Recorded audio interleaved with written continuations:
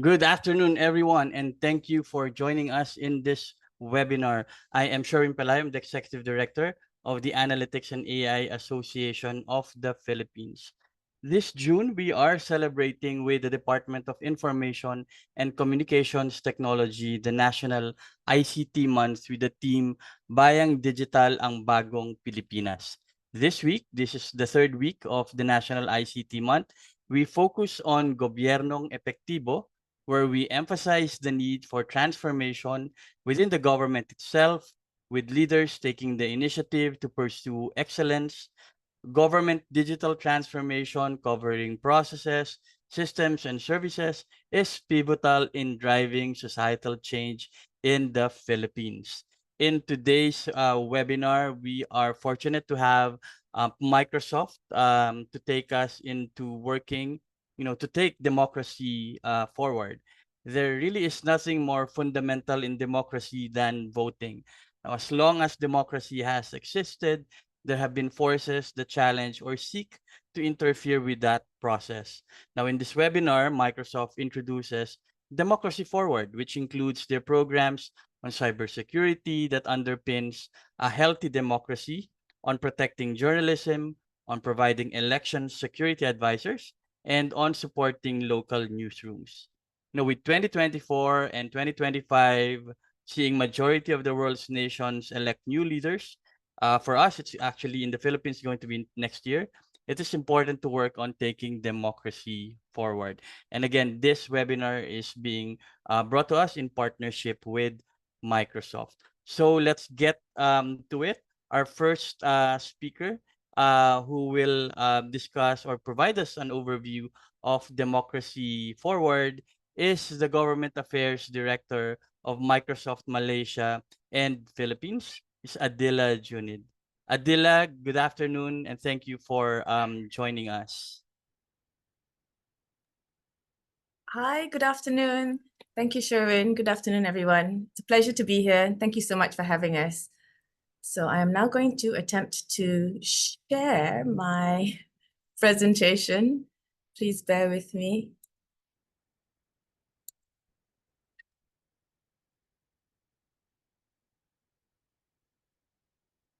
Can I just have a quick check? Are you seeing a full slideshow on your screen? Yes, we are seeing it. Thanks, Adila. Okay. Okay. So yes, thank you so much for having me. My name is Adila, and I'm just going to give you a little bit of an overview of what we call our Democracy Forward initiative to set the context for today, and share a little bit more about what Microsoft does in this space. So Democracy Forward is an umbrella initiative for various efforts that we take and initiatives that we have to basically safeguard democratic processes. And it includes our efforts to help address concerns on misinformation and disinformation, in particular during election periods. And just to ground that initiative in the context of what Microsoft generally does, basically it's part of a bigger picture of commitments that underpin our mission to empower every person and every organization on the planet to achieve more. And the commitments that we have in this space are to basically expand opportunity, earn trust, protect fundamental rights, and advance sustainability. So with that as the context, Democracy Forward really falls, Democracy Forward really falls under that commitment that we have to protect fundamental rights, right? So under this commitment to protect fundamental rights, we have a few arms, which includes promoting responsible business practices, expanding meaningful connectivity, and protecting democracy. I wanted to share a little bit on some of the things that we've done under these other arms in the Philippines in particular. So under the heading of expanding meaningful connectivity, one of the things we have done is we've partnered with the Pacific broadband satellites to expand high-speed internet access. And so far to date, we've got internet access. Pacific has brought internet access to over 600,000 people in the Philippines.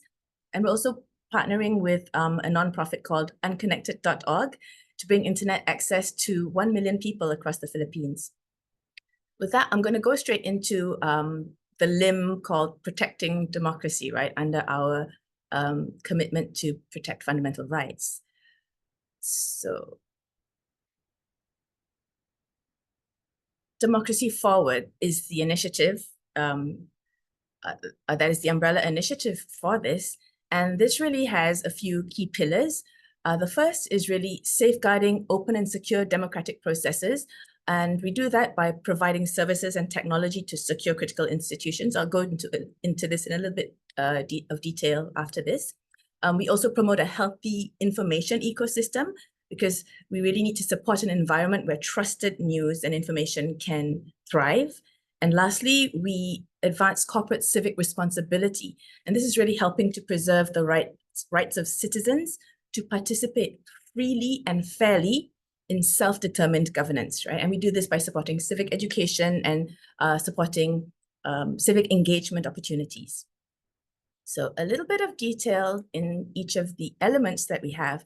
So safeguarding democratic processes, right? So we have some tools and initiatives to help drive this. You might have heard of Account Guard. So this is basically a free service that adds an extra layer of protection to high-risk, highly targeted organizations that underpin a healthy democracy, such as those involved in political campaigns, elections, election authorities, journalists, human rights and nonprofit organizations. And it provides an extra cybersecurity layer, as well as trainings, personal account protections, and basically really helps focus on managing the most high-risk accounts in the situation of an election. We also have Microsoft 365 for campaigns. And what this does is it basically provides the highest end of security protections that are normally available for large enterprises. And it does that for campaigns, understanding that basically campaigns are not for-profit organizations, right? So it basically offers those higher end security solutions. And we also have a bunch of other support initiatives, such as access to election security advisors. So one of the things that we do in some situations is set up an election communications hub, where the government and election authority can connect with security support teams if they have security challenges during the election period. And we also do trainings and capacity building. And I hope you'll hear more later with my colleagues on sort of practical implementations of these, right? So the next pillar that we have under Democracy Forward is promoting a healthy information ecosystem. So digital technology really helps people have access to more information, but it also means that the risk of disinformation and misinformation spreading quickly is also higher. And the reason that we promote a healthy information ecosystem is really to build trust in the information ecosystem, because that's really what's necessary to have a healthy democracy. And to do this, we collaborate with internal Microsoft teams and external partners to develop societal resilience. So for example, we have partnered with NewsGuard and the Global Disinformation Index to make additional actions to promote more authoritative information sources and downgrade less reputable ones. We also have data integration, which really means we draw from various sources, including our Threat Analysis Center and Threat Intelligence Center, to really sort of understand the intersection between cybersecurity and misinformation and disinformation risks. And we also have technical solutions, for example, looking into the provenance of content and authenticity of content. And my colleague Dale will take you into that in more detail. The next pillar that we look at is really related to a healthy information ecosystem, which is basically preserving journalism. So for this, really, it's recognizing the role of journalism in making sure that there is a sort of good, trustworthy, credible information out there to help people exercise their democratic rights, right?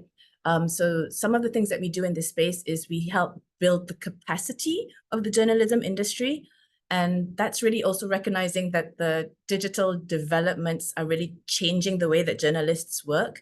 So one of the things we do, for example, is give access to tools to journalists. There's a Microsoft Journalism Hub for this, where journalists can help improve the efficiency and the reach of the newsroom with tools to improve research, reporting, and editing. It also provides data visualization tools and AI-enabled tools to really sort of help them bring journalism to the next level. We also work on restoring trust with capabilities to help identify credible sources of information, which again, we'll take you through in a little bit more detail later. And basically also we have tools such as Account Guard for journalists that help to mitigate the risks of journalists having such a powerful impact on supporting democratic processes. And lastly, corporate civic responsibility. So this is really important to us because it really allows us to be involved as responsible corporate citizens in ensuring that people have that right to participate freely and fairly in self-determined governance. So there are a few ways that we do this. We have corporate civic advocacy. We build coalitions in the business community around relevant issues to safeguarding democracy. We try to exercise some sort of best practices to try and be a leader amongst our peer companies in this space. We also engage with our consumers to promote sort of civic education, voter education, encourage participation in the democratic process, and also our employee engagement to basically support our values, and not just in how we deal with our customers, but also internally. And with that, this brings me to what a great time it is that we're facing globally today, right? This year, there are more elections happening across the world than in any other year in history, right? So over 40 countries are having elections this year or within this period. And that represents more than 4 billion people who should be participating in the democratic process, choosing their leaders through their right to vote, right?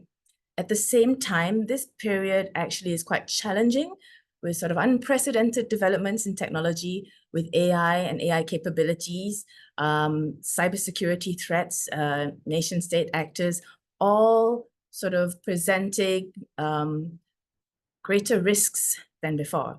So really what this means is that ensuring and safeguarding the democratic processes in this period is something that can't be achieved by governments or regulators alone or tech companies alone. It's really something that is whole of nation, whole of society, and takes everyone leaning in to play their role. That brings me to a good piece of news, which is the Tech Accord, which is an example of all the stakeholders acting together to safeguard really a core value to human society, right? So in February this year, Microsoft, along with 19 other tech companies, launched this Tech Accord to combat deceptive use of artificial intelligence in the 2024 elections. It's a cross-sector agreement that sets goals and commitments for how creators and distributors of AI content will manage the risks of deceptive AI in elections. And there's 7 key commitments, and these are essentially to work collaboratively on tools to detect and address online distribution of misinforming, disinforming AI content, drive educational campaigns, provide transparency, and it includes immediate practical steps to help identify deepfakes, track bad actors, and analyze their tactics with a focus on protecting the integrity of elections. It also includes adopting the C2PA standards for content provenance. And Dale will share more on that later, but essentially it's to help identify and differentiate authentic content from inauthentic content that has been generated by AI.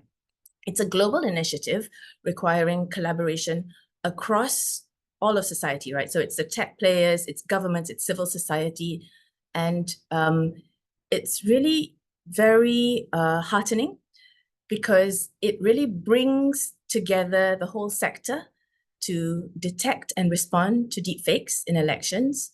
And also it's very meaningful because the commitments that all the players sign up to in the Accord basically make it more difficult for bad actors to use legitimate tools to create deepfakes.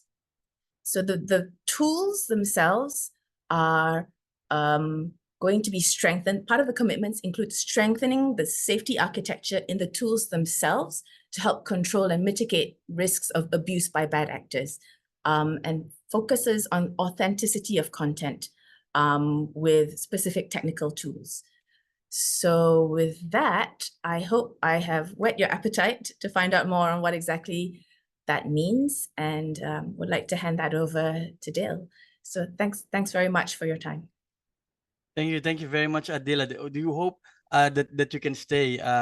We're very much interested in this, and I know that Dale and Garima will take us further. But I think we'll reserve all of our questions at the very end. So thank you for giving us, Adila, an overview of democracy forward. Okay.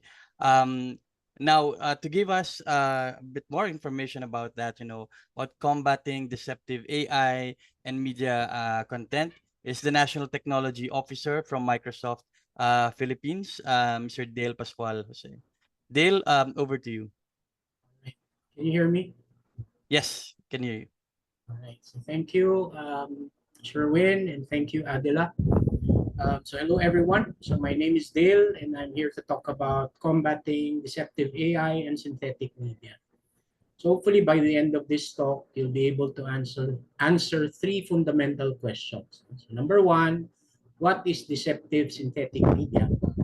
Number two, what solutions are available to counteract it?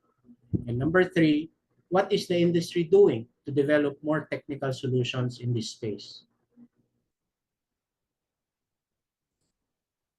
All right, so you're probably reading the news and you're seeing lots of headlines about deepfakes and how it's being abused by bad actors.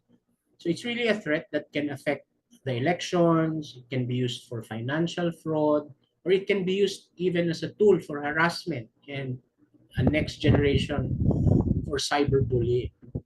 So I'm glad to see all of you here today, and your presence shows that you're really concerned and perhaps eager to help address this issue.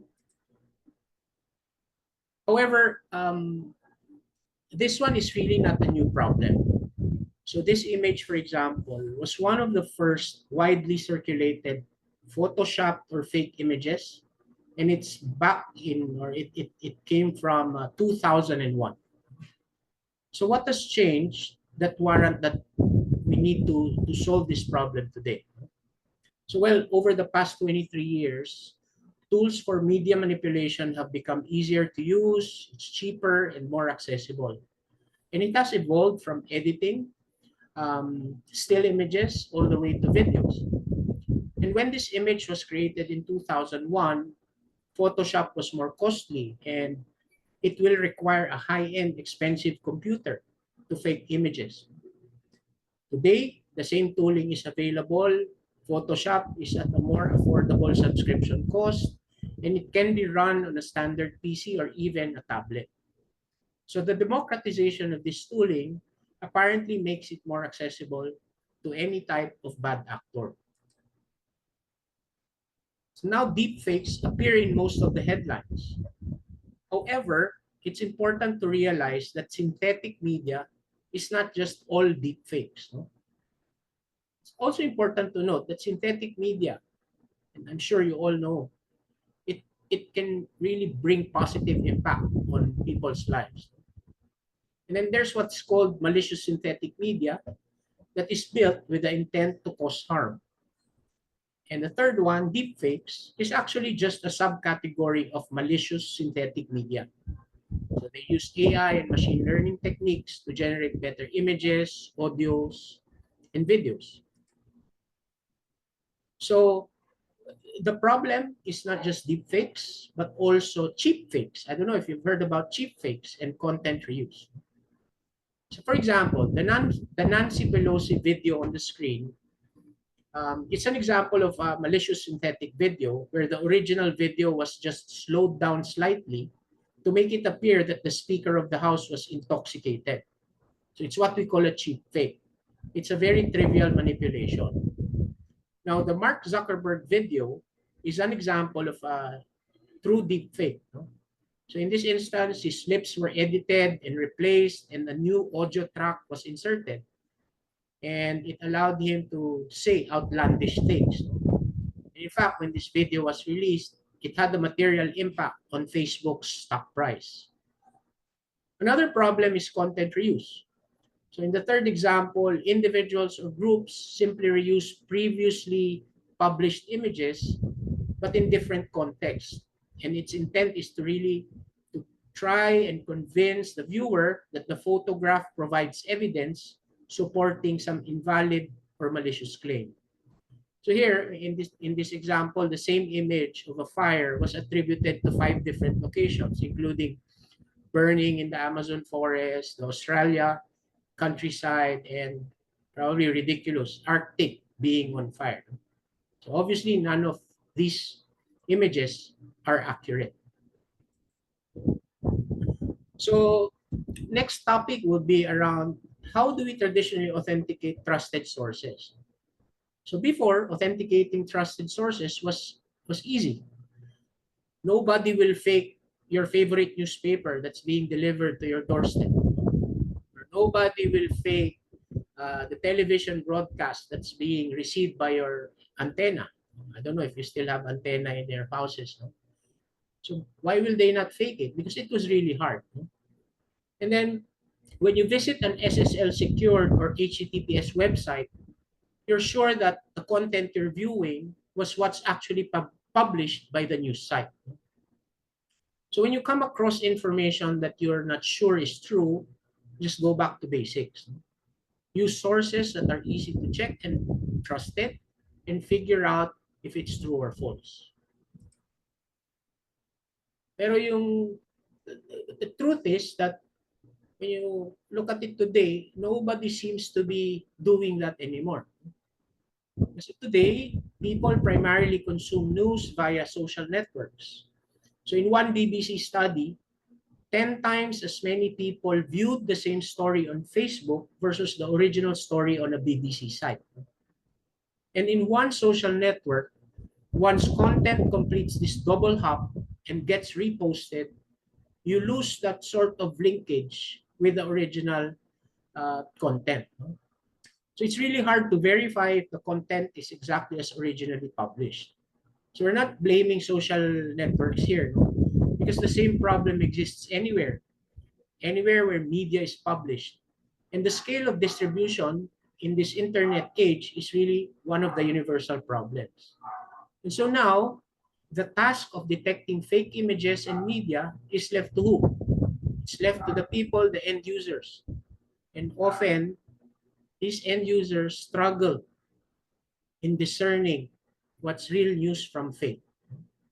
And I think even me, I must admit, I'm also a victim of several fake synthetic media. And so this situation is impacting more than just us individuals. It affects the society, businesses, our democratic processes, and even journalism. So trust in journalism and leadership is on the decline. So I don't know if you remember, during the inauguration of Donald Trump, there was a comparison between how many people attended the inaugural of Obama and the inauguration of Donald Trump. And what happened was, apparently, Donald Trump's inauguration had fewer attendees or fewer people. And then what happened was the party of Donald Trump attacked journalists, claiming that the video that was published was fake. So that's just one example, no, where even journalists are at risk of being called fake. No? So this phenomenon is what's known as cognitive hacking. No? So it's really altering our beliefs. It's causing us to doubt even true information. And this situation is also what's known as the liar's dividend. So given the severity of the problem, what can we do about it? So we can employ various countermeasures, no, to address this problem. Number one, we can educate people so they become smarter about the media that they consume. We can institute new policies on platforms to help protect users. And some social networks have been leading in this regard. We can also pass laws and regulations about what can and cannot be shared. No? But some people say that this might be a bit overbearing. And we can also develop and deploy technical solutions. So in terms of technical solutions, there are three areas for manipulated media that we worry about. Number one is detection, which is the ability to automatically determine if something is fake. Then the second is authentication, which is the ability to tell if something came from a trusted source. And provenance is the ability to get additional information about a piece of media content that helps you make an informed decision whether the image, or the video, or audio is fake or not. So also, when we talk about, deep fakes, etc., everyone tends to jump at detection as the first solution for such a problem. At Microsoft, we're one of the leaders, and we are leading some of the developments in this space. So for example, some newsrooms today are using the Microsoft Video Authenticator. So this tool has been announced several years back. It's around 2020. And it helps newsrooms determine if the citizen journalism that they're receiving is genuine or altered. So if detection is helpful, why do we need other solutions like authentication and provenance? So it turns out detection is what we call an arms race. So meaning there is an ongoing battle or competition between creators of deepfakes versus creators of detection tools.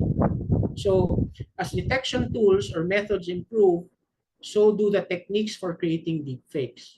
So it makes it harder and harder to identify them. If you build a great detector, you could use it alongside a deepfake generator. For those of you who are experts on AR machine learning, you can put it alongside a gun model, no? And train it to make deepfakes that your tool cannot detect. No? And if you share your detector to the public, what you're actually doing unintentionally is even helping people to make deepfakes to improve their methods in detection. And even some studies show that the best deepfake detectors are only able to successfully detect 60 to 75% of images at a time. So therefore, we believe that while detection is a useful and necessary tool, it cannot fully solve the problem. So this is where content provenance or authentication comes in. No? So content provenance can be described as the ability to track and verify the origin and history of digital content. It can provide additional information about a piece of media, information like the title of the work, all the way to the full list of edits performed on an image. And that data is bound to the actual piece of media you are describing. It can also be authenticated by a signature, so you know who added it. There can be multiple pieces of provenance in a single piece of media. And if desired, you can link a series of edits together to provide a chain of trust all the way back to the original. So when we say original, for example, originally, what was the source to take the photo? Let's say the camera. So, and the good thing about content provenance also, it doesn't require new media formats. And lastly, You can also include information as to whether AI was used to create the image or not.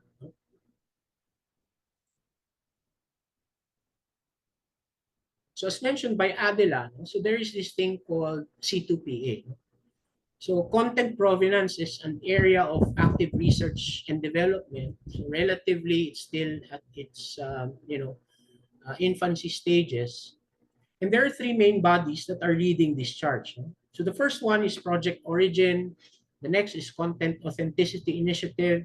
And the third is the C2PA, or the Coalition for Content Provenance and Authenticity. So Project Origin is a collaborative effort by Microsoft, the BBC, Radio Canada, and the New York Times. So it focuses on creating a verification system for news content. Then Content Authenticity Initiative was launched by Adobe, Twitter, and the New York Times, and their focus was developing a technical specification for content attribution. And then C2PA is a coalition that brings or builds on the work of CAI and Project Origin and aims to unify and accelerate the adoption of C2PA standards across the web. And Microsoft is co-founding member and co-chair of the C2PA. Now, content credentials can also capture a detailed history of, I missed a slide. Let me just go back. Yeah. So one of the open technologies that stems from the C2PA specification is the content credentials. So anytime content is captured, created, or edited, content credentials are attached to the media.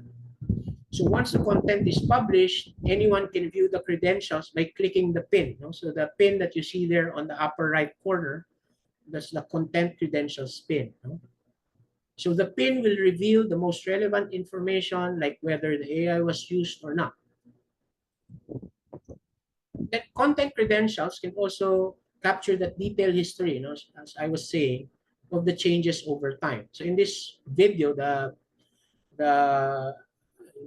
manipulated video, on the right, you see a penguin standing in the middle of the desert with icebergs around it. So apparently that's a synthetic image, and the original images came from the original September 24, 2023, a penguin in probably the Arctic. And in that image, you can already attach the content credentials, and as you manipulate or edit the image, the series of manifest or metadata are added together, as I shared, all the way to the October 2023 image. Here's another example of content credentials and how it was implemented by the BBC. So let me show you the actual website. So here's the website. So it's about Haiti violence, etc. In this case, let me scroll down. While you do not see the content credentials pin on the upper right, you see it somewhere here below. When you click on how we verified this, so let's play the video first. Here you can see the content credentials, more details about the video. So it was posted on TikTok, date it was created, the location, if there were edits that were made, etc. And you can see here, it's a trusted source and authentically came from the BBC. Yeah, so there can be a lot of implementations to C2PA standards, content credentials, and there is a long documentation, very long documentation on how you can also apply or implement your own user interfaces, for example, using C2PA. At Microsoft, we've already started implementing content credentials. So for example, we've already done it in the Bing Image Creator and the Designer Copilot. Meron siya kagad content attribution. Also, during Build 2023, Satya Nadella already announced a lot of provenance features on top of Azure AI, no? And we continue to build on it as we speak. Then the last Microsoft tool that I will showcase for today is what we call the Microsoft Content Integrity Tool. No? So this was released in or announced in April 2024, and it uses content credentials. And obviously, it's based on the C2PA technical standards. So the tool has three components. The first one, there's a private web application for political campaigns, news organizations, and election officials to be able to add content credentials to their own and authoritative content. The next one, there's a private mobile application that allows people to capture secure and authenticated photographs, videos, and audio by adding content credentials in real time from a smartphone.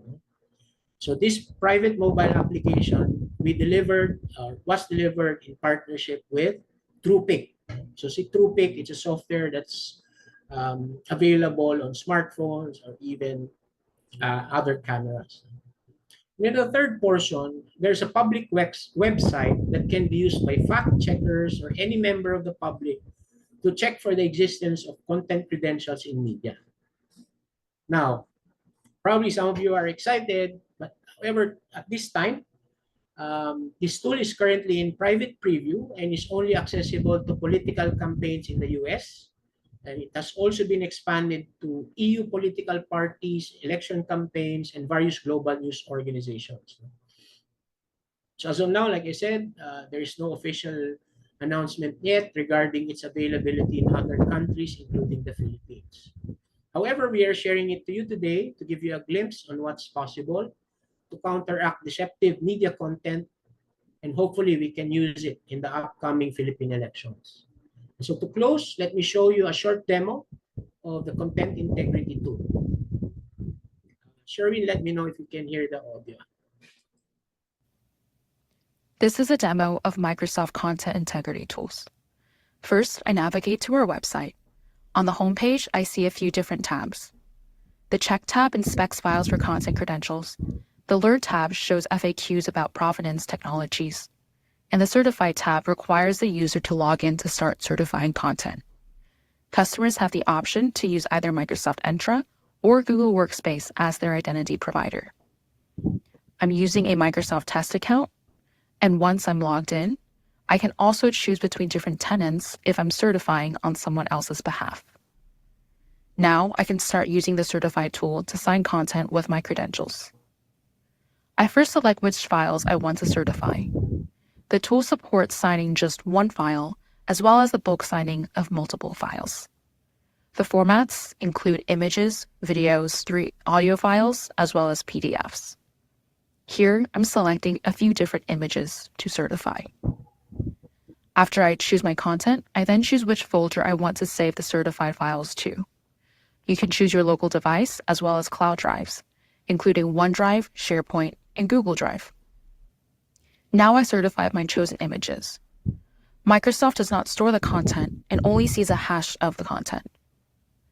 After the tool finishes running, I can view my recent files and see that the certification process was successful. Now I want to check my certified content. I navigate to the Check tab and select one of the images that was just processed. I click into certification history and can see details including date and time, as well as certificate information. Let's say I have other content that I want to check that has a longer certification history.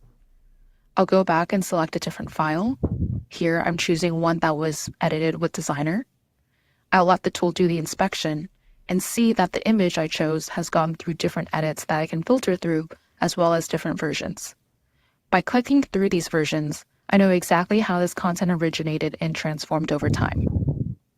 Provenance technologies also come with different threat vectors, so the Check tool also throws various error cases. One of them is an invalid case. If the content has been tampered with, then the tool will throw this error. Another case is when content does not have any content credentials attached to it. This is the error that is likely most commonplace right now, as the amount of C2PA content is still growing. One of the most common questions we get is how can we see C2PA information outside of using the check tool to verify, especially on social media? Currently, TikTok and LinkedIn are the only social media platforms that have announced that they have added content credentials to their products. Here, I'm showing this feature live on LinkedIn. I'm posting an image that was previously generated by Bing Image Creator, and after I post it, you can see that content credentials information attached and validated by LinkedIn. You can click the CR pin on the top left corner to view details. Thank you. Right. And so with that, thank you then. And let me turn over you now to Garima. Thank you. Thank you very much. Dale, very interesting introduction about the tools, and I think the way that you titled your presentation about combating deceptive AI, just by the word combat, unfortunately, I think it means that we're really at war, for the truth here. So thank you for that. Now, yeah, let's turn it over to see how these tools, have been actually used. And let's hear about the Microsoft experience in recent elections in India. So we're fortunate to have a tech policy specialist from Microsoft India, Garima Rathore, to take us through this. Garima, over to you. Thank you for joining. Thank you.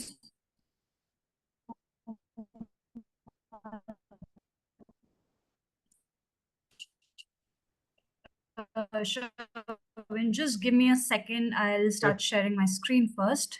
Sure. Are you able to see my screen? Not yet. I think Okay. it's coming up. Okay. I'm seeing the slides. Okay. I think you're going to do presentation. All right. There you go. Okay. Yeah. All right. Perfect. So thank you so much, Sherwin. And I think it's really difficult to follow up after everything that Adela and Dale spoke about. And of course, everything that Dale talked about, content provenance, authenticity, integrity tools are as much of a crash course as actually you can have on that subject right now. Specifically, where I'm coming from, thanks so much for the introduction, Sherwin, by the way. I'm part of the India Government Affairs and Public Policy team at Microsoft India. And I thought in my section, I will cover some of the experience that we had in the recently concluded general elections in India, which happens once every 5 years when the government gets re-elected. And as the biggest democracy in the world, elections, of course, are a big deal. So just wanted to share our experience of working with the government and working with other stakeholders who play a very important role in the elections, and how we tackled the entire concern around AI generated misinformation and disinformation that was going around. So first, to just give everyone a sense of what are we talking over here? How big are the Indian elections actually? So the 2024 Indian elections that concluded just around 2 weeks back, you had 969 million people registered to vote. And out of that, 640 million people cast their vote. So overall, a 65% voter turnout. And we had 8,300 constituencies, and they represented a spectrum of around 2,600 political parties. Now, that's an order of political parties running their political campaigns. 5 of them were national parties, around 60 of them were state level, and around 2,000 were the smaller suspects who have done their independent registration. So we got a lot going on over here just in terms of the volumes that we were dealing with. And that is why on ground, the government had deployed 15 million polling staff to take care of elections and to make sure that, as Adila had earlier mentioned, ensure free and fair elections in a democratic setup. So this was the quantum that we were looking at. And the Indian elections this time around went on for 82 days. Different states went into voting across different phases. Now, what a period of 82 days does for an election is that it gives enough time for bad actors to create any mischief, because you know that over the first couple of days, when the elections happen in a few states, there are predictions that start coming in that this party seems to be taking the lead or some other party seems to be taking the lead. And then along with that, folks who want to derail the parties or the campaigns who seem to be in a power position will start doing all kind of things to actually cause that menace. And that was one of the biggest concerns that we had going into elections. And that is one of the biggest concerns the government had going into elections, that how can tech be misused by these bad actors? And how do we actually stop that from happening? And right now, given that AI has been the front and center of almost all tech and policy discussions in the last year and a half or so, deep fakes was top of mind for the government in the months leading up to the elections itself. So now I will just rewind a couple of months back and go to November, December last year, when the central government convened a meeting with the entire industry. And when I say entire industry, this included US tech players, this included Indian tech players and smaller startups who are developing applications in AI. And the government said that we are preparing for the elections, and we know that deep fakes and AI generated misinformation and disinformation is going to be one of the biggest concerns. And given the kind of role that platforms, particularly social media companies, have had to play in influencing elections or misdirecting elections in some ways or the other previously, to guard information integrity and election integrity going into these elections. So there were a series of meetings that happened through the months of October, November, and December last year. And the government's thinking seemed to be quite clear that the only way to solve this is going to be through hardwired regulations, where we increase the accountability of platforms and we increase the accountability of creators to make sure that there are no deepfakes getting created at all. And that in itself was a very, very ambitious exercise, a very ambitious ask of the government, of themselves, as well as of the industry. So with that, the government basically indicated to the industry that they're going to come out with regulations and everyone will have to live with it and comply. And I think, and they even came out with an advisory in between to the industry saying that all AI models that are under testing or under development have to be approved by the government before they can actually be launched to public. And this was a big task. We knew that operationally this would not be feasible. And when I say we, I'm not just talking about Microsoft or the US tech companies. There are thousands and thousands of startups in India who are developing some model or the other or using AI technology in some way or the other. And all of them would have got caught under this regulatory arbitrage if this advisory were to be finalized. And that is when we realized the importance of engaging with the government to explain a little more about the technology underlying deepfakes, so that they also appreciate the kind of work that is already being done by the industry as a whole, and of course by Microsoft, and explaining the limitations of looking at detection as the only solution. So my colleague Dale spoke about provenance and things like that quite extensively. I will come to that in a bit, but for us, the first step was getting the government in a room together with us and taking them through everything, breaking down deepfakes into different components,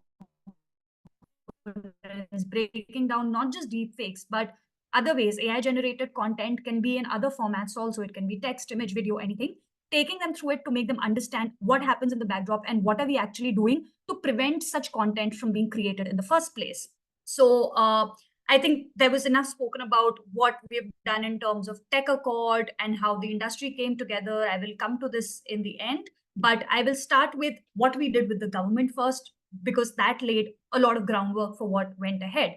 And our primary objective here was to make sure that there is no knee-jerk regulatory reaction coming out just to protect elections, but the government actually appreciates the fact that there is a certain way in which this works and how it can be controlled or combated, at the word that Dale used. So we got a whole lot of officials together in the room, and these were very senior officials and ministers from the Ministry of Electronics and Information Technology in India and the Ministry of Home Affairs, which deeply looks into national security matters. And we went through a very detailed technical workshop with them, where we broke it down into parts that we know you're trying to emphasize on detection, but it has to be a combination of detection, content provenance, and user literacy and media literacy to be able to tackle this problem holistically. Sometimes regulations are not really the only solution or the best solution for a problem. Sometimes it's actually tech-led solutions only that solve things in a more sustainable manner. And that is the point that we tried to drive with the government over a whole lot of sessions. So we did a total of 4 sessions. And the good thing was that this eventually became an industry-wide effort.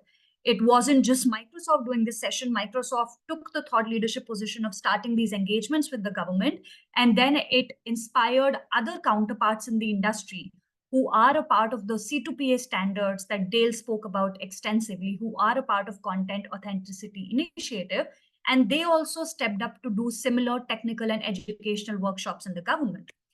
Of course, Dale has already mentioned, so I won't belabor this point too much, but we spoke quite a bit about content provenance itself, told them that this is not something that we have started doing recently only because AI became a bigger thing or became a part of mainstream discussion. But our provenance journey started back in 2019 when we recognized that there is a need to bring provenance or a systematic way of tracking and recording the history of any media piece. And as Dale rightly mentioned, this was the start of Project Origin with 3 leading news agencies at that time, which was BBC, CBC, Radio Canada, and the New York Times. And this then eventually took the form and shape of C2PA as we know of it today. And of course, the wider adoption of C2PA is really helping with provenance becoming a more foolproof and sustainable solution. And this is what we pitch to the government, that if we want a long-term outlook towards solving this problem, towards creating more user awareness, more media awareness around how to deal with such content, they need to understand how provenance work and be able to identify the history of the content, its origin itself. So this was a detailed technical presentation that we did with the government. And now, along with this, we also told them about steps that we specifically take as creators to stop, to prevent the creation of such content in the first place. Because if we look at everything, we look at detection, all of them are actually retrospective solutions. And that's the problem. If you overemphasize on detection as a solution, you are just doing course correction, as opposed to trying to nip the problem in the bud itself of deepfakes or any kind of synthetic content being created, harmful synthetic content. I would just make the distinction using AI. And that's where we spoke to them extensively about what are the things that we do to prevent such content from being created in the first place. So for instance, and this could be content in text or image format also, it's not just videos that get created. There are different levels of filters and checks that can be deployed to stop such harmful content from being created using Microsoft tools. So provenance, of course, just one aspect to mitigation. We incorporate protections in the generation stage itself, which is also very important for everyone to understand. A user can be interested in any of the modes, as I said. It could be text, image, file, and deploy a prompt to generate that content. Now, the prompt itself can contain these problematic elements either explicitly or subtly, in which case we use something called a pre-filter that filters out the adversarial intent in the prompt level itself. What goes to the Gen AI content gen tool, then, which is Copilot, is a filtered version of the actual prompt that is more protected, likely to provide a bad content output. This is not the end of it. We work to filter this further with something called the post filter itself, which checks the raw LLM output for problematic stuff and then filters that out and gives the output as the response to the user. This becomes especially important because we understand that benign prompts without any malicious intent can also throw up unexpected problematic content in the output sometimes. So the post filtering stage becomes very important because it is designed to catch those issues as well. And I would just take a second to say that this piece of information was something that the government officials really appreciated, because for them, this was a new insight into the kind of preventive steps that can be created to stop such content from being generated altogether to the extent possible. Of course, any tech will have its limitations. There will be certain prompts that will kind of break all our systems, and there will always be the edge case where certain outputs can still be produced. But the fact is that what we are doing is not just good intent here, we are also foolproofing that intent and codifying solutions through all these filtering stages that I talked about. So, of course, these were some of our conversations with the government. And as I said, over time, what this really helped us do was build a deeper understanding of technology with the government itself and address some of their concerns that it's not that as tech players or the industry at large, we have completely left the problem without really thinking of solutions. There are a lot of solutions that have already been deployed at the back end, which are not as obvious or visible to the naked eye, but they are in place. Now, after the government, the next stop, which was extremely important for us, was going and engaging with the media.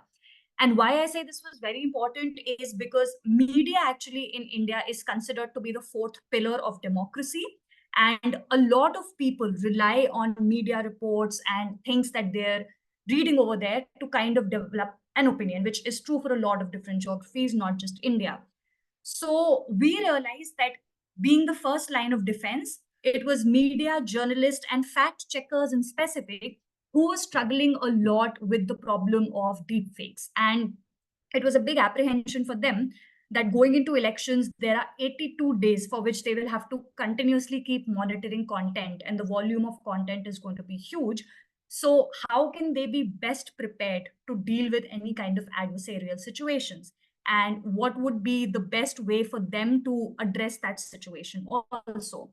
So what we did was we partnered with an organization called the Misinformation Combat Alliance in India. And a little more detail about the Misinformation Combat Alliance. It is an organization that is around 5 to 6 years old now. And it is a network of 21 independent fact-checking units and organizations. And out of these 21, 12 fact-checking units work very closely with the government of India itself to fact-check a lot of information that comes about government agencies and state agencies. So they are very much into the thick of the ecosystem, doing a lot of work as frontline workers during elections to make sure that information integrity is protected. So we decided that one of the key pillars of the tech accord that Adila had spoken about briefly earlier was creating more user awareness and media literacy around deepfakes. So therefore, we doubled down on the pillar of media literacy and got all the fact-checking units together in the room. And we partnered with our Democracy Forward team to lead a capacity building workshop with them. What this capacity building workshop covered was literally the A to Z of deepfakes. How should these fact checkers try to identify deepfakes? In case there is a deepfake-led campaign that is becoming viral, who can they contact? How can they try to combat it? And ultimately, what are some of the reporting tools that they can use, particularly provided by Microsoft, if any of these content was created using our tool, to make sure that it gets taken down in time? So we shared all these details, all these strategies with them, and you would see that we have the reporting link also that was shared with the fact-checking units. It's right there on the slides. And that is a link specifically created to report any kind of deep fakes that comes up during the time of elections, and anyone wants to report that. The team has defined turnaround times within which they analyze that content and make sure that it gets blocked if that's the action that needs to be taken. The impact of the workshop, the kind of response we got was extremely positive. We did it a couple of days before the elections itself, around 7 to 10 days. So it was very timely for the fact checkers also, because they had all this information, they had all these reporting strategies available to them. And they, of course, were in direct contact with us, which was the field team of government affairs and public policy over there. And we got fact checkers who were representing different kind of publications in different languages coming together. We got overall a very positive feedback, and we are hoping to continue building on this association with them even after the elections, because they will again continue to be at the front end, getting a lot of misinformation, disinformation in their networks. So this is going to be an engagement that we kind of strengthen going forward as well. So along with these were broadly things that we did as collaborative engagement with the government, with the media, with the fact checkers. Now, I want to see, I'll just go a step further to give a sense of what happened during elections then. What is it that we saw in terms of deepfakes that happened or trigger incidents that came through? So there were then during the elections, because as I said, it was an 82-day period, miscreants and bad actors had a lot of time on their hands to, do things that they wanted to using technology. So there were 2-3 deepfakes that were created of very politically prominent figures. One was a contested video of the Home Minister of India. And there was another morphed video, which was actually not a deep fake, but I think deep fake has become such a generally popular term now that everything gets termed as a deep fake. There was another morphed video of the Prime Minister himself that came out in circulation. And we knew that those are exactly the kind of trigger events that could lead to certain extreme regulatory reaction. But what we ended up seeing as an outcome of all the education and awareness workshops we had done with the government, that the government understood that creators perhaps are doing their bit to try to control this problem. So they did not come out with any regulatory action against tech companies or intermediaries per se. Instead, the Election Commission of India issued an advisory midway through the elections, putting the responsibility on political parties itself to make sure that they do not use AI-based tools to create any kind of content that maligns the other parties or other political candidates' campaign. So the moral responsibility was shifted to the political parties and their campaigners and advertisers, as opposed to the entire onus being transferred to creators and platforms themselves. Because under existing laws in India, there are enough obligations that already exist for creators as well as platforms.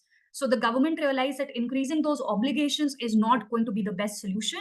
And therefore, even political parties need to take responsibility of the kind of content they are creating. And if it gets traced that a particular political party or their campaigner was the source or the origin of creating some kind of harmful content, then the penalty is going to be on them as well. It is going to be a shared responsibility.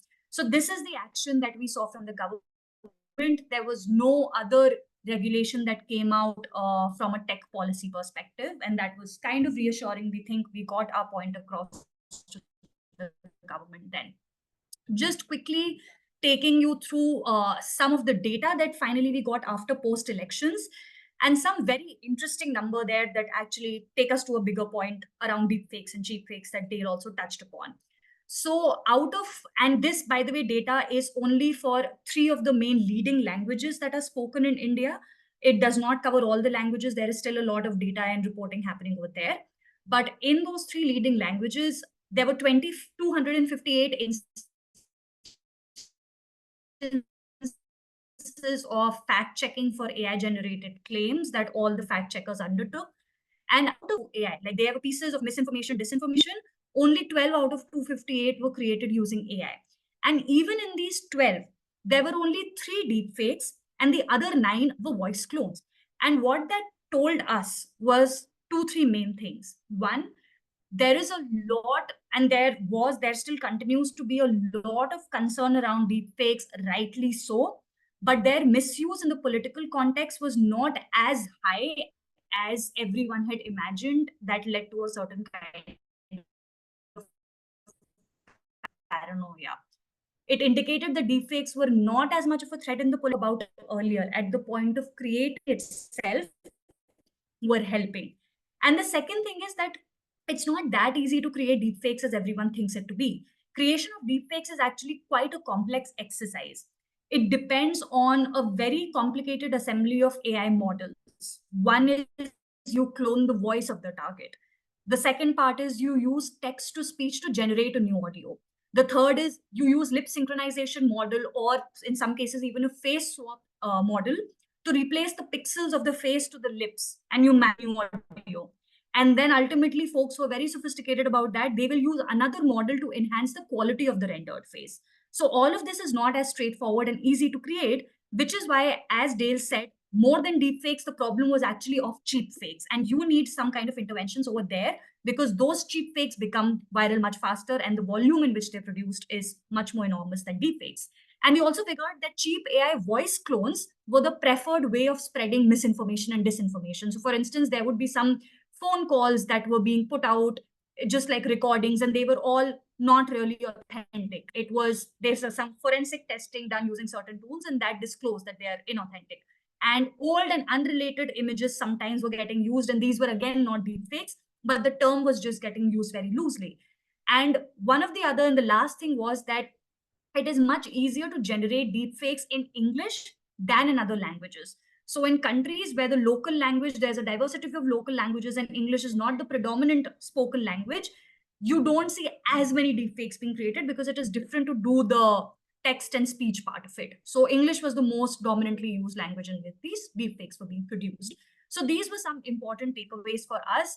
And of course, I cannot end this without talking very briefly that it wasn't just an entire doomsday scenario because there was AI and the role it played in elections. There were some very good, excellent use cases of AI during elections that we shared with the government, shared with the political parties, and that also got recognition. One is creating campaigns in more localized language, because India is a country with so many different languages being spoken. Having that targeted outreach to people in languages that they understand, explaining government policies and schemes and campaign promises and manifestos to them. AI was used a lot of that. AI helped in election analysis also. And off and on, there was just like some funny images and videos also being created over here that was keeping the entire atmosphere light. And everyone, all the political parties were also taking in the right spirit. So yes, there are good and bad sides, and it is up to the industry, the government to work together to make sure that the good always outweighs the bad. And as I wrap up, how can Microsoft help in other geographies that are going into elections? I think, again, Adila spoke quite extensively, but just quick things that work the best in our experience. We have a Microsoft election site where candidates can actually go and directly report any AI deceptive content if it comes to their notice, and we act on it. There is an elections communication hub that is created, which ensures that election authority give direct access to Microsoft security and support teams for any issues that come up during elections and need to be addressed. We, of course, did all these trainings and workshops that I spoke about extensively. That I think awareness and literacy is one of the biggest parts of the solution that I talked about, and doing that in every geography helps. There are mechanisms that we deploy to make sure that Microsoft tools are not used to create any kind of bad content for certain politically sensitive figures. So there is a blocking mechanism that we can deploy at the back end if that's needed. And lastly, of course, we provide trusted election information through Bing in localized languages, so that any user can just go to one place and trust the information available there to be the right source of truth. So with that, I come to the end of my presentation. I hope there was some learnings there that can be replicated across different geographies. And thank you so much for giving me the chance to do this. Over to you, Sherwin. Right. Thank you very much, Garima, for that. I think inspiring story really. From what happened in India for your recent elections. Okay, I'd like to call back Dale and Adila for our Q&A. I actually don't know where to start. It's like, at least for us here in the Philippines, I'd really like to, stay positive and say that technology can help, with our elections. But for every good thing that, the three of you were saying, I was already thinking of something that others can, do and take away the good and do more bad about it. So I'm not sure if I'm really very overly pessimistic, about, the situation here in the Philippines. But I guess let's start with that. I think Adila, you mentioned that, many countries are really going through elections 2024, even to 2025. Are you seeing though that, for most of the countries, they do have regulations on AI already, or are they seeing, this deep fakes, even cheap fakes happening already, that they have to implement something like democracy forward? Oh, thanks, Sherwin. Let me try and break that question down. So on AI regulation, I would say in general, yes, a lot of countries are looking at some form of AI governance, whether it takes the form of a guideline or some voluntary commitments or actual hard regulation or law, that sort of like discussion on what a best option is still nascent. I think what is happening is that countries are coalescing around a set of harmonized principles. And I think you can look to sort of the OECD principles on that, the Hiroshima process and principles as the direction towards where everyone is heading. And I would say those are high-level principles, and developments such as the introduction of watermarking, content provenance, is a specific example of an implementation of some of those principles. So I would say, exactly to Garima's point, right, the way that a lot of countries think about regulation needs to change, and that change will happen through understanding exactly what AI is. It's not a thing that just comes along and attacks you, right? It's a capability that gets embedded into the way in which we do things, and a lot of the way in which we do things is already regulated. So it can't be just a standalone regulation that's implemented and then suddenly all your problems are solved. It requires understanding, working together across a whole bunch of stakeholders. And no, I completely understand your skepticism and pessimism, and that's good, right? That's exactly what leads us to making sure that we definitely what's the word for it? Assess risks before any implementation of AI, and take the right actions to mitigate all the way end to end from a design perspective, right? It's not something you tag on at the end, but you embed that in the very design of your AI. And what does give me hope is actually Garima's example with the complex, crazy elections like in India, with all the hype. The facts turned out to be that it's back to good old confidence tricks that were in place anyway, with or without AI. Yeah, thank you very much, Adila. I think one of the reasons I'm asking here is, and Dale knows this, in the Philippines for some time now, I think since 2019, we've started really looking and crafting AI policies. We started with the OECD policies, but and I know this is going to to come out to the public, but I've been known to say this in the public anyway. It's taking a long time. I mean, we're in 2024, 2019, we still don't have policies around AI. So I think I go back to Garima there, to the Garima in the experience in India. Okay. Um, how easy or how difficult do you think it would be for, say, the government in India to create this, policies? Had India didn't have, policies in the first place on AI? Because I know that, India has had, principles, policies, and regulations we've lost okay, there's Karima. Okay.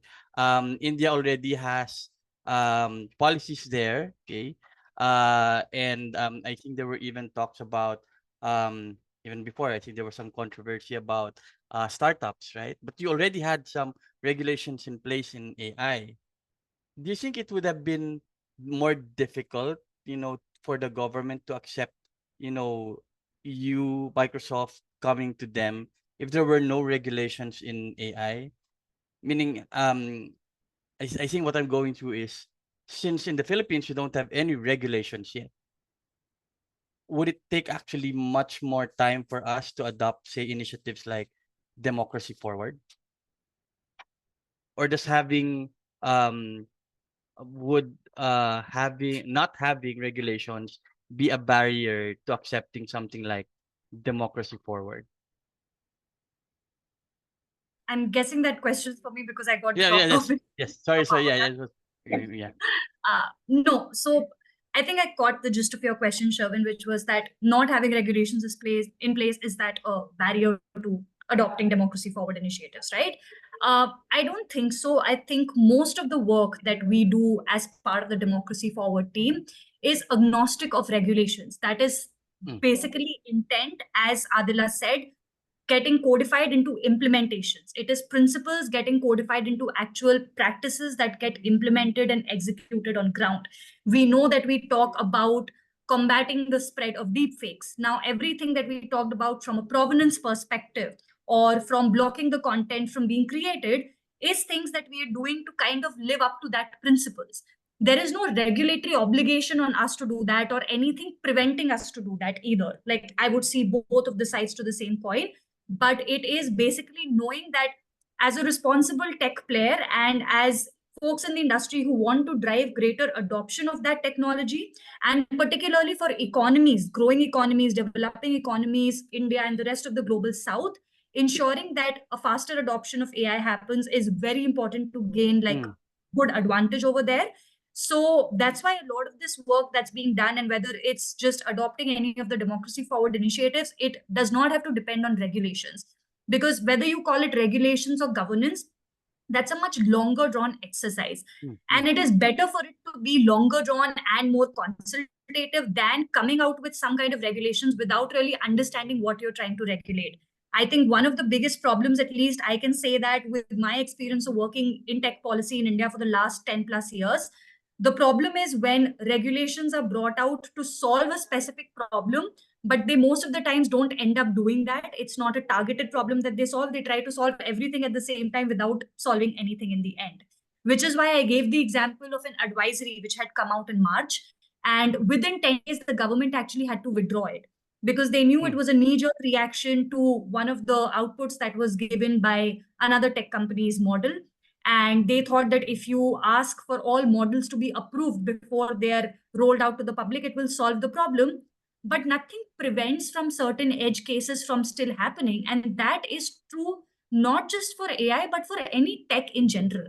That's the nature of tech. And that's why we say that humans in the loop are always required.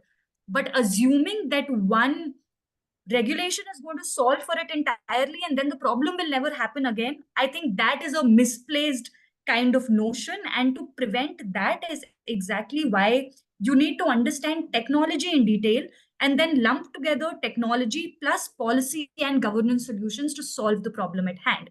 But none of that should prevent adopting democracy forward initiatives to be implemented in any country. All right, that's good to hear because I think for the Philippines having no regulations at all, as far as I think we feel that the easiest way for our government or at least for our commission on election is to just give a blanket ban on the use of AI for anything election related. I think that's the easiest way. But like you said, and with some of the examples that you've actually indicated, there were good uses of AI, like translating, the speeches of the candidates to the various dialects. Okay. So I think that's going to be very, very we need to really look at, what AI are we actually regulating here. Okay. All right. I need to acknowledge this person who raised his hand because he's very, very a key actually personality here in our in the Philippine election. He's actually the national chairperson. Hopefully, Lito, you're okay, right? To be introduced. He's the national chairperson of our National Citizens Movement for Free Elections or NAMFEL. Lito, hold on. Let me get you. Where's Lito? Okay, hold on. There you go. Lito, go ahead. Please unmute, Lito. Lito Averia is the Yes. national chairperson of Please sell NAMFEL. the banana berry by loaf. Yeah. Gandang hapon. Good afternoon, Sherwin. Good Hi, Lito. afternoon to Dale, Adila, and Garima. The keyword that triggered me to react is ban AI. A question arises is what are we exactly banning if we want to ban AI, right? Correct. So there's a lot of flavors, a lot of variants that we have to look into. But rather, our proposal is to come up with a code of conduct on the use of AI for elections. So a set of guidelines, and that's what we want to do.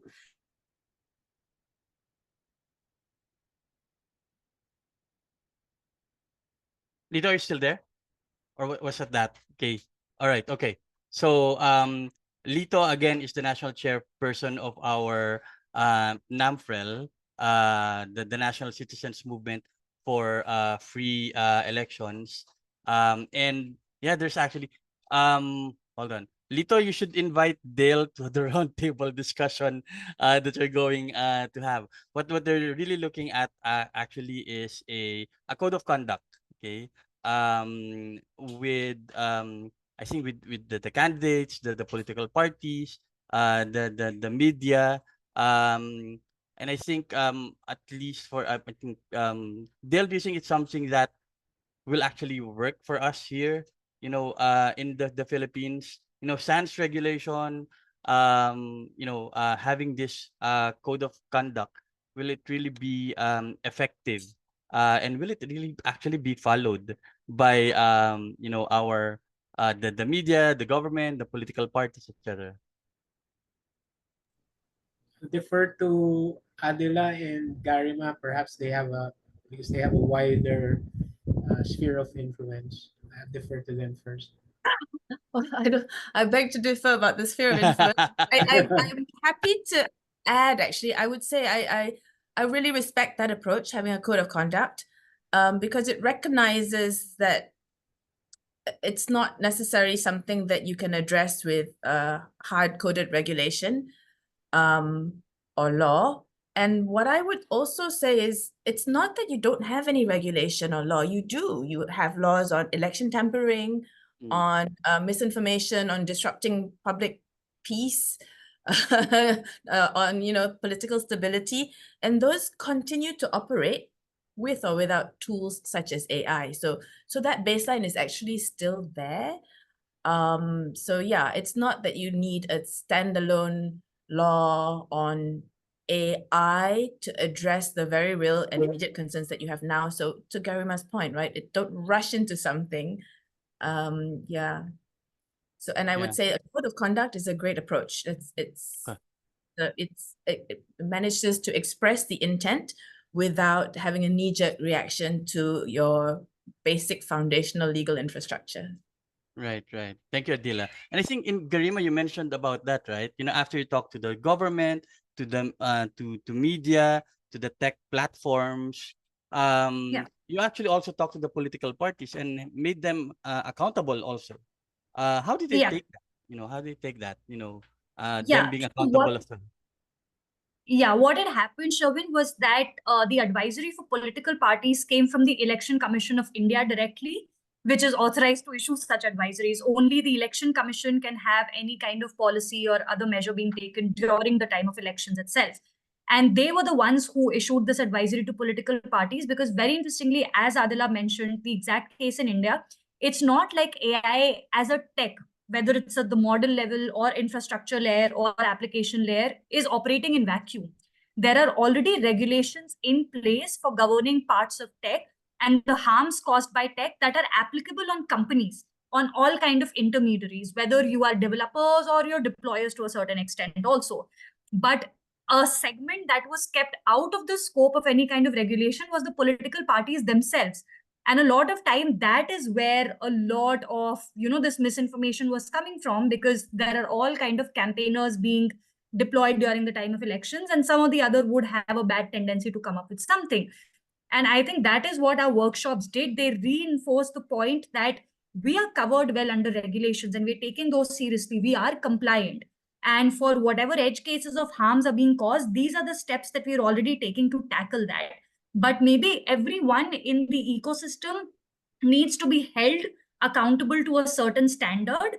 And given that political parties have the most prominent role to play, even they need certain accountability and standards, like a code of conduct of sorts.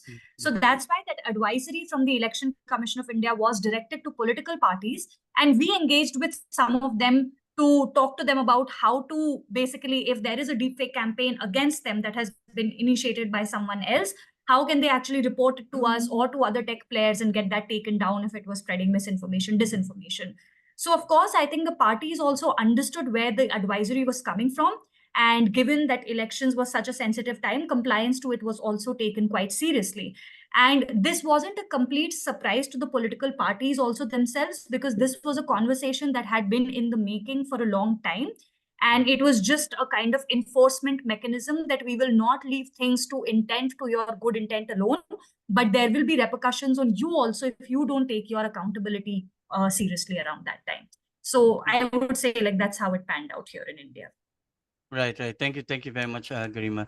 Dale, have you actually approached our Philippine government or commission on election on, about democracy forward? Are there any Yeah. plans, Trevor? Yeah. Not yet. I think not yet, because this recommendation to ban only happened probably just 4 weeks ago, 5 weeks Yeah, ago. yeah. It's fairly recent, but we were really proactively planning tactics to at least provide that awareness. And this is the first awareness session or campaign that we're doing in partnership with you. Yeah, definitely. This team, and this is not just the team in Microsoft that can help. There's a wider team behind it. So we're happy Yeah. to do it jointly with you. Okay, wow. That's going to be a very, very big task. Lito is here. So Lito very is Yeah. here. We can definitely, partner with Namfrel here. Okay.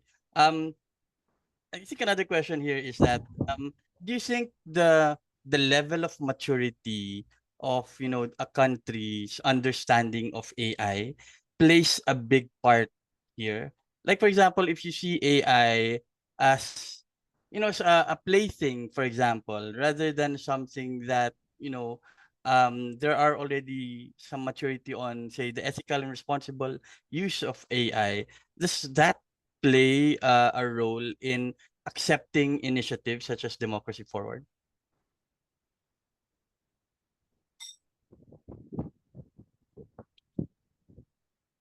I can take a stab Good. first, like just experience here. Yeah. No, I think it does. One is like what you said, the level of understanding of how the technology itself is working, because I think as both Dale and Adila was saying that what is AI is a fundamental question that needs to be understood by a lot of folks, particularly policymakers, because I mean, this is tech, this is evolving tech, and everyone has to keep pace with it. Like everything that's happening, how it has changed. It's not like AI as a phenomena itself is recent. AI has been used for the last so many years in so many different ways. AI and ML was being deployed across organizations in different ways. In the last year and a half, it's become more prominent due to different kind of developments, but it's not like the tech itself, the underlying tech itself is only brand new. So there is a more focused effort there should be by both industry and government to first understand the tech itself. And as you said, Shavin, again, the concept of responsible AI, ethical AI principles is also not new, at least to Microsoft. Like our first responsible AI principles practices, the office was formed back in 2017, before any of this became as mainstream as it became today. So those practices of principles, accountability, security, safety of AI systems, explainability, all date back to that time when these things were being developed at the genesis itself. So it's now that policymakers, government officials, bureaucrats are taking more interest in understanding that. And of course, once you understand that, and that comes only through an active collaboration by industry associations such as yours, by industry members also coming together and creating forums for the government and the industry to actually engage on this. Because the moment they understand that this is what responsible AI means, and going beyond the principles, what are companies doing to actually execute those principles, is when they also get a better sense of how this technology is working and what are the exact or specific problems that you need to solve. So I think it is an entire journey in itself that governments have to undertake, that the industry has to undertake, and both have to do it collectively to get to a reasonable outcome of whatever kind of governance framework you want to have. And I think initiatives like Democracy Forward itself are understood much better if you understand where they're coming from and why such initiatives were actually created in the first place. why do we need a team like Democracy Forward within Microsoft? Because we are committed to certain principles. We do not want AI to become a bad tool in any way that derails elections. Instead, we want it to serve the other purpose, to make free and fair elections possible for larger democracies like India, and make any information around elections also accessible to people, irrespective of which geography they're situated in or what language is their preferred language. So we want to use AI for good as opposed to anything else, and understanding that all of this works together and not in silos, I think, is probably like the most important thing that going into elections all countries will be focusing on. Yeah, thank you very much, Garima. Adila? No, I just wanted to add, I think your question was also around sort of level of maturity, right? And maturity of adoption. What I wanted to say is that I think one of the great things about the most recent development, which is in generative AI, is it makes technology more accessible. So if you would look at the content integrity tool, it's as simple as drag and drop.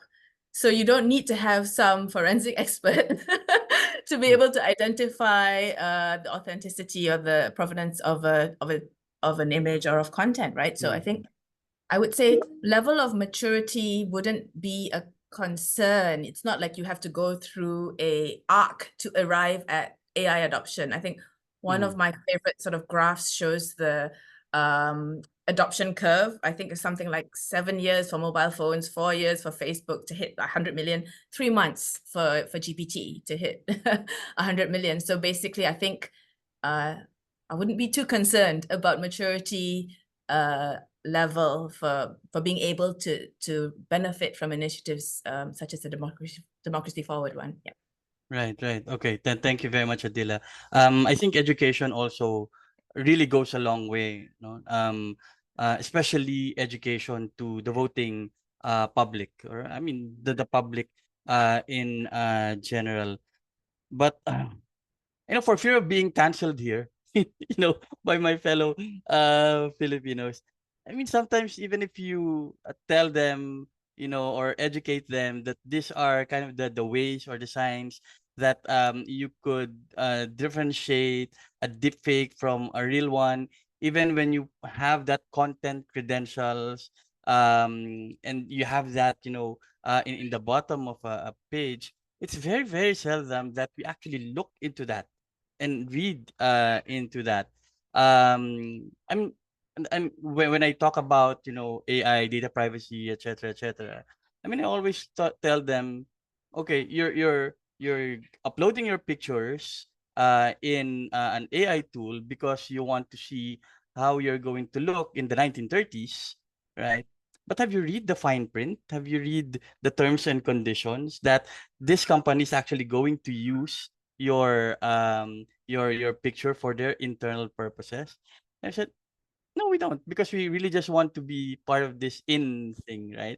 So even if, we tell them all of these things, or even if she go down, look for the content credentials, etc., they probably still, miss that. So I mean, I think education would be a good thing, but also how can we I mean, the last elections we saw that, everyone was actually just looking for the news in TikTok, right?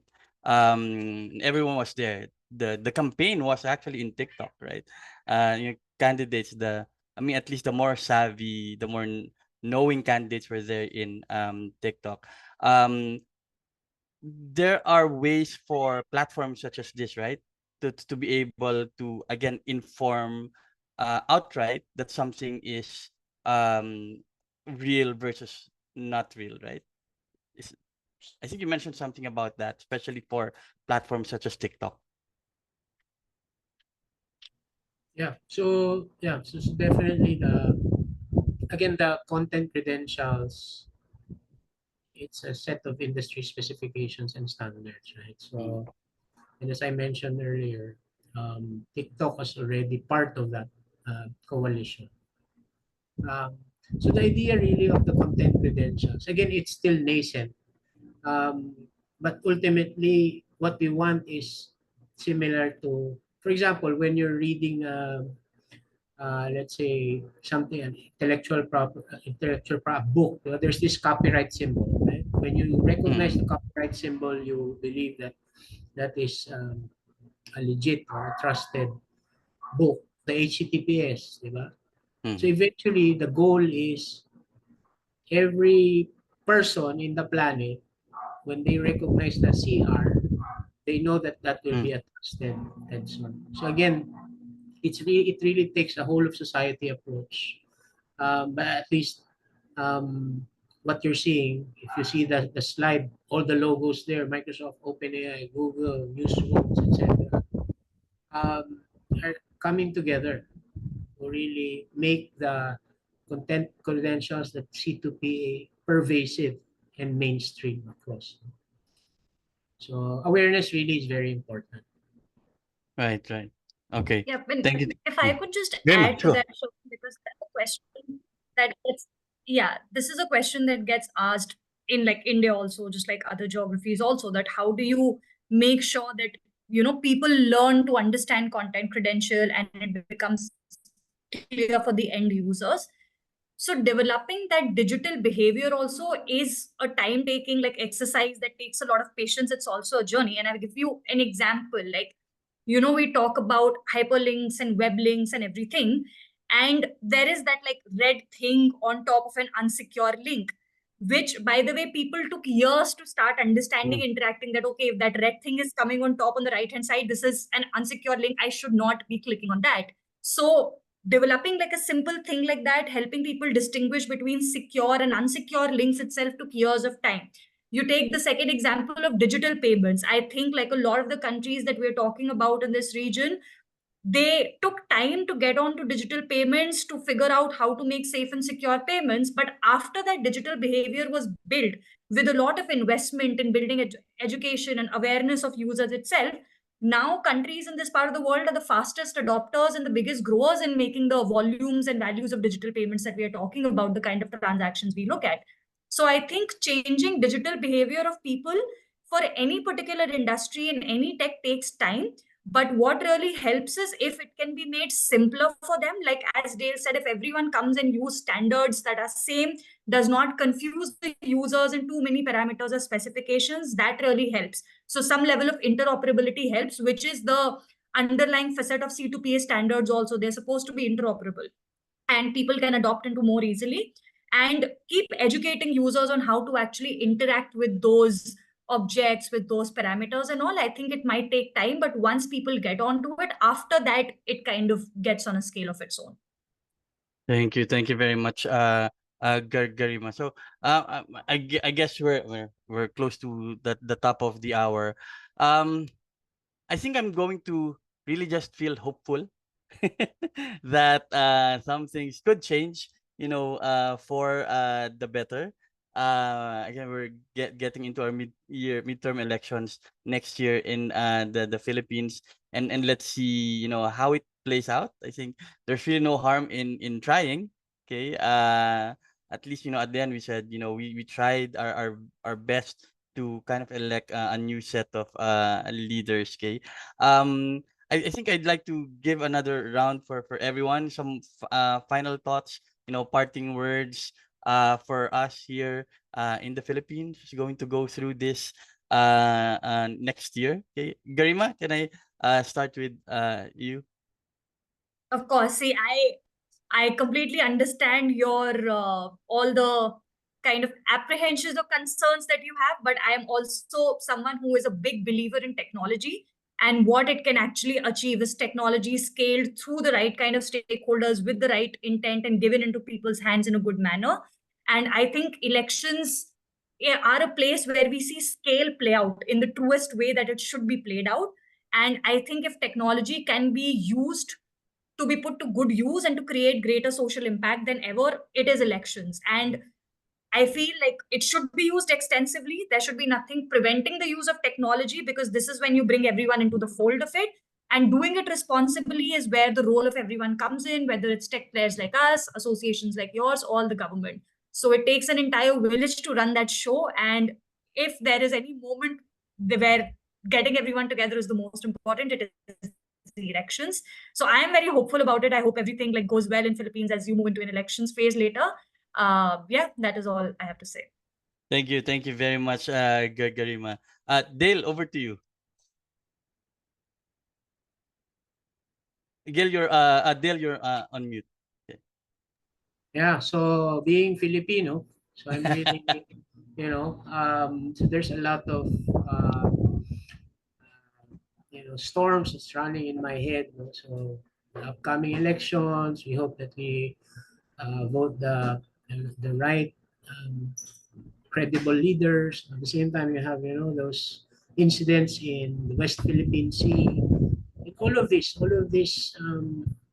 confusions that's happening in our country. Um, some of it is being triggered also by misinformation, disinformation, and while we sometimes think that AI or even like I said, deep fakes or cheap fakes, etc., are probably triggers for misinformation, disinformation. We also need to look at the positive side of it. That AI can definitely help also. Like for example, in cybersecurity, di ba? Just one example, in cybersecurity, we do not have enough cybersecurity personnel with things like security co-pilot, which enables our lean cybersecurity team to be augmented by AI, no? To be able to detect and respond to threats faster. That's something. No? So to me, I think the next step really here is to continue educating our government, our leaders. Thank you. Thank you. Thank you very much, Dale. And I think for the support that we are going to be asking to Microsoft, we're going to ask that from Adila. Okay. Adila, any, parting words, final thoughts? I really want to thank you for having us here, actually, and I would like to ride on Garima's faith in technology and Dale's understanding of how technology can be used for a positive. And I would like to add that for me, I think we can't forget the user of the technology, right? Which is the people. So you've got a great association to help sort of drive that interface between technology and policy. I have a lot of faith in the will of the Philippines to really, claim its right to exercise its, democratic rights.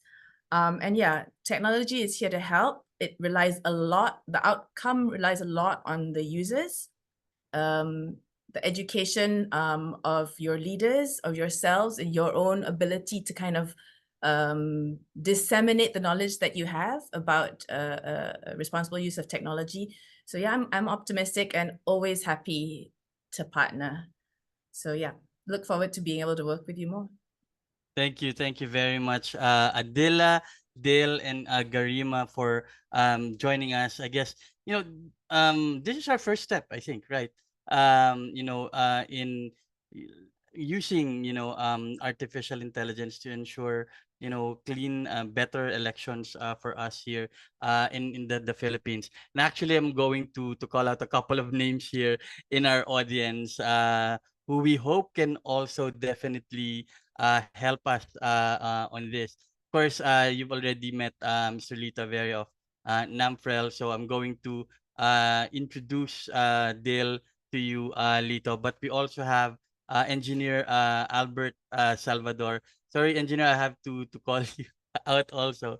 Engineer Albert, has been a member of the AP. He's actually from the DICT, National ICT Planning, Policy and Standards Bureau. So we're definitely going to work with them to see how we can implement and take this forward. Okay. To close, I think let me call on the AAP president, Ms. Michelle Alarcon, to give some closing words, closing remarks for our webinar. Michelle. Sorry. Hi. Sorry. I just want to make sure we're not taking the two questions on the board anymore. I just thought humabol kasi baka, well, just one question, not about the certificate, but Oh yeah, Wen's actually Dale actually answered Wen's question already. In the Q&A, and then the other one was from Lito. So From Lito, I'll okay. introduce Dale to Lito. Yeah. Okay, okay. Sorry about that. I actually just came from a DICT event. That's the reason why I'm late, and I will definitely be catching the recording because it seemed like it really is going to be the first step. I'd like to say for the Philippines, not just for AAP, and I believe Sir Lito, not just for NAMFREL, but this is because Gen AI is new, and where AAP is the one that is really triggering all these discussions. To be frank, no, we're really trying to find ways and measures how we can uh, have the topic of AI and the responsible use of AI to be taken forward in all forms and the formats of discussions, even for democracy and election related applications, right? So I would just like to thank Microsoft for being the first ones to really start this discussion with us. And this is by no means it didn't start with technology discussion. Just to share with everyone who is here, it was really born out of the Microsoft Philippines knowing that the AAP, because Microsoft is a member, uh, Microsoft knows that the AAP is working with government agencies on how we can really push and promote for responsible use of AI. And along these lines, this is where Microsoft really offered to help with access to their resources, including expertise from our speakers today. So we would like to demonstrate how this again, no, the ecosystem needs to be working. We are involving discussions with involving different sectors and stakeholders in these types of discussions, not just technology solutions providers, but as well as groups like the NAMFREL. If we had more time to invite more people, I'm pretty sure that they would also be open to discussing these. I was just meeting with some people earlier at the DICT event, and these will be hopefully a series as well, no? Because it will never end. As we get closer to the elections, I think we will be able to drum up more interest and also find more areas to promote what we are advocating for here. So just a very short note also that in terms of the education that needs to happen, it's not just among the leaders, their teams, their campaign teams, the political parties, NAMFREL, COMELEC, but also the voters themselves, everyone, especially those in the countryside who are usually, historically being prone to, so different types of maybe deceptive, not AI, but any kind of deception in general. We will together need to find ways to counter that. So I believe that that's also our responsibility because we understand the tech. So we have to also find better ways to protect them from this kind of harm as people in the practice. So we again, as we invite everyone in the association and your networks, your respective networks, if you have other ways that we can really form a maybe some form of group to support the NAMFREL in particular in preparation for the elections. We will be part of that roundtable discussion on forming the code of conduct, but this is an opportunity for the industry to be proactive in this field, no, in this very important matter. So yan po, Sir Lito, sinasabi na po namin that we will be finding even other ways, no, to make sure that the NAMFREL is supported in the tech side, on the tech side. So thank you once again to our speakers. Thank you for offering this, no, to the country and not just to the AAP. Maraming salamat po. Thank you very much, Michelle. So with that, thank you again, Garima, Dale, Adila, for joining us. Thank you to all of our participants who joined us. We're going to have the recording in our Facebook page so that we can continue the conversation. For now, have a good evening. I forgot that it's Friday. Why do we have webinars Friday evening? And it's even actually late for Garima and Adila. But have a good evening. Have a very good weekend, everyone. Thank you very much. Bye-bye. Thank you. Thank you so much. Thank you. Thank you.